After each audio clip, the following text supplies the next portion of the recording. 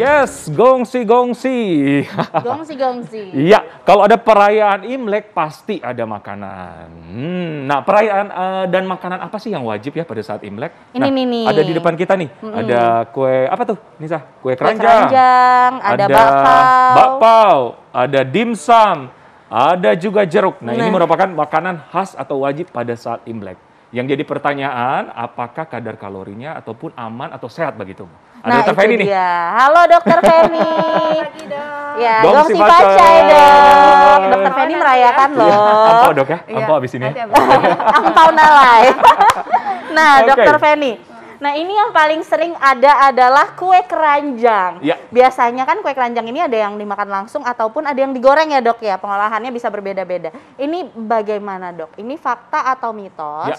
Kue keranjang tinggi karbohidrat dan gula dapat meningkatkan gula darah dan bisa menyebabkan berat badan naik. Ini fakta atau mitos? Ini fakta dok. Fakta. Fakta. Iya, karena si kue keranjang ini kan bahan dasarnya dari tepung ya. Kemudian kita tambahkan seperti gula aren atau gula merah. Sudah pasti tinggi karbohidrat, tinggi gula. Hati-hati tuh pada yang penyandang diabetes karena cepat sekali meningkatkan kadar gula darah sesudahnya. Kemudian pasti tinggi kalori dok. Oke. Jadi Berapa kalori dok? Satu kue. kita kan biasa keranjang. potong-potong kayak Benar. kecil-kecil gitu ya dok. Jadi per satu potong kecil segini, itu mungkin kalorinya sekitar 80. Wah. Tapi itu belum diapa-apakan dok. Belum tambah lain-lain ya? Iya, kalau kita nggak suka diapain dok? Tambah Digoreng. tepung, kemudian digoreng lagi. Itu pasti kalorinya bertambah. Mungkin satu potong itu sekitar 150 sampai 200 ada kali ya kalori. Wow. Oke, begitu Wow. sudah diolah dia akan jauh lebih tinggi. Benar. Ya, cuman bisa seicip dong. Bye-bye kue keranjang. Berat badannya bisa naik dok. Iya, kalau ya. berlebihan. Oke. Nah, selain itu juga dokter, ada yang namanya dimsum. Gini, ini nih dok. Nah, ini kan direbus nih dok, dikukus direbus nih. ya. Benar. Nah, katanya ini sehat gimana tuh dokter Ekles? Benar, katanya sehat dan rendah kalori. Fakta atau mitos? Nah, itu mitos dok. Iya, lagi ya, mitos. Jadi- Padahal aku suka banget kan, terus mikirnya karena direbus, mungkin ada Iya. tepungnya Mungkin sedikit kalau kayak lebih sehat gitu. Kalau misalnya kita mikir rebus, mungkin dimsum si rebus ini kukus mungkin lebih sehat ya daripada yang goreng. Tapi tetap dia tidak rendah kalori. Kalorinya tinggi. Kenapa? Karena ketika Terigu dibuat ya? atau diolah, iya ada tepungnya itu loh dok yang bikin kalorinya tinggi. Mungkin seperti dimsum, biasa kan kalau kita makan di restoran satu tempat begitu isinya Iya. mungkin 3 Benar. gitu ya. Mungkin seperti siomay kalorinya bisa sekitar 150. Tiga. Iya, siomay siomay. satu porsi gitu. 150 ya. Kemudian kayak hakau gitu dok, Iya. mungkin sekitar 120 hingga 150 kalori ya, karena ada tepung di kulitnya. Kemudian bakpao, biasa sering banget, tapi bakpaonya mungkin yang agak kecil, kadang Iya. kita sukanya isi ini Dimsum. dok, telur asin ya. Telur asin. ya. Nah itu mungkin kalorinya bisa sekitar 300. Wah, 300. 300 Iya. ya. Apa? Kalau Apalagi yang segede gini ya? Apalagi segede gini, coba dihitung ya dok. Aduh, ampun. Bisa makan tapi secuil aja ya. Cuel, benar. Habis itu harus olahraga dok. Jangan Setuju. lupa. Setuju. Tapi dok, biasanya pada saat Imlek itu biasanya disajikan dengan teh hijau. Ya. Nah, katanya nih fakta atau mitos, teh hijau lebih sehat dibandingkan teh hitam. Ini fakta atau mitos? Ini mitos dok. Oh, Mitos. Mitos. Iya, jadi sebenarnya keduanya sama-sama sehat, baik Oke. untuk kesehatan. Jadi si kedua teh ini memang berasal dari tanaman teh yang sama, namanya Camellia sinensis. Iya. Yang membuatnya berbeda karena si proses pengolahannya. Jadi Oh. kalau teh hitam diproses dengan proses pengeringan, kemudian mengalami proses oksidasi sehingga warnanya lebih gelap. Oh gitu. Sedangkan kalau teh hijau, dia tidak mengalami oksidasi sehingga warnanya lebih terang. Nah, tetapi keduanya ini memiliki sama-sama ada antioksidan di dalamnya namanya polifenol. Perbedaannya adalah si jenisnya. Jadi kalau si teh hijau mengandung antioksidan namanya katekin atau epigalokatekin. Tapi kalau si teh hitam karena mengalami proses oksidasi, si katekinnya berkurang hingga 20 hingga 30%, tetapi akan dihasilkan namanya teaflavin dan tearubigin. Itu sama-sama keduanya antioksidan. Jadi memang sama-sama baik di dalam kesehatan pembuluh darah dan juga jantung. Memang kalau dibandingkan si teh hijau karena katekinnya lebih tinggi, dia memang efek untuk menurunkan kolesterol memang lebih tinggi. Tetapi teh hitam juga bisa gitu. Jadi dua-duanya juga bermanfaat Sama-sama ya. sehat Bagus. untuk kesehatan. Oke. Ya. Nah dokter, ini penasaran banget nih. Apakah batas minum per hari, berapa gelas per hari yang sehat, yang dikatakan sehat? Apakah 1 gelas saja atau 2 gelas saja yang untuk keadaan normal? Untuk apa dok? Teh atau? Teh tadi, teh hijau atau teh Untuk hitam? teh, ya sehat sebenarnya minum air putih ya dok. Oh, iya sih. Ya, 2 hingga 2,5 liter. Tapi kalau misalnya ingin menambahkan seperti teh, Iya. mungkin bisa sekitar 2 cangkir, 1 hingga 2 gelas mungkin per hari Per itu hari, ya. masih diperbolehkan. Itu 1 gelas itu berapa kalori sih dok? Kalau teh mah tidak ada kalori dok, kecuali teh manis yang kecuali ditambahkan ditambah gula. Aman, mumpung Gitu. gue lagi defisit Jadi abis ini kalori minum teh, ala ya. dokter Feni nih tadi. Oke, berarti aman, kecuali tambah gula dong. Iya. Oke, Oke. oke. Nah, Dok, Ya. ini ada lagi nih yang biasa ada capcay atau bahasa Yuseng gitu ya, Yuseng, Dok ya kalau ya. nggak salah. Nah, nanti kita bahas soal ini sesaat lagi, tetap bersama kami di Hidup Sehat. Iya. Oke, pemirsa, itulah tadi buah-buah terpopuler di dunia. Dokter Rita suka apa tuh? Aku suka semuanya. Nah, saya buah dan lain-lain ya. Iya, aku penyuka buah juga sih. Iya kan? Oke, kita tidak membahas buah-buah dulu itu karena kita Oke. membahas Chinese food yang pada saat perayaan Imlek sangat sangat digemari. Iya, gitu. benar banget. Nah, tadi ada ini Dokter Nita yang belum terjawab yaitu capcay. Biasanya berisi banyak sayuran dan cocok banget untuk menu diet di saat Imlek. Fakta atau mitos? Itu fakta dok. Fakta si oke, capcay ya. yes. Fakta. Kalau dibandingkan kue ini ya mendingan Iya, capcay ya. benar. Karena si capcay ini kan di dalamnya ada sayuran yang berwarna-warni dok. Iya, Gitu. setuju. Jadi warna-warni yang ada di sayuran itu mengandung suatu zat fitokimia sifatnya antioksidan. Jadi mengandung vitamin mineral juga, sangat baik untuk menjaga daya tahan tubuh kita ketika kita sedang menjalankan diet pasti. Dan juga si sayur mengandung serat dok. Iya. Nah si serat ini Fiber. sangat baik ya bagi yang ingin menurunkan berat badan, membuat kenyang lebih lama. Dia membantu mengontrol kadar gula darah, kemudian membantu menurunkan penyerapan kolesterol, baik untuk kesehatan usus kita gitu. Jadi baik sih ditambahkan sebagai bagian dari makanan sehat kita gitu. Apalagi di Oke, saat Imlek ya. Dokter Feni, berarti nanti kalau Nisa ke rumah, Nisa minta capcay. Boleh. Dan Imlek makan capcay doang aja ya. Iya. Capcay deh. Oh. Capcay deh. Oke. Oke.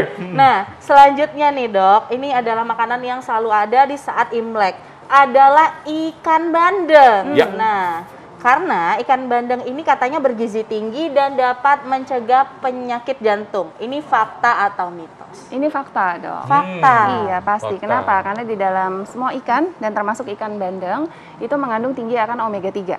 Ya, si omega 3 inilah yang sangat baik untuk kesehatan pembuluh darah dan jantung kita. Fungsinya meningkatkan kolesterol HDL, ini adalah kolesterol yang baik, Iya. menurunkan trigliserida, Iya. kemudian membantu untuk elastisitas dari pembuluh darah.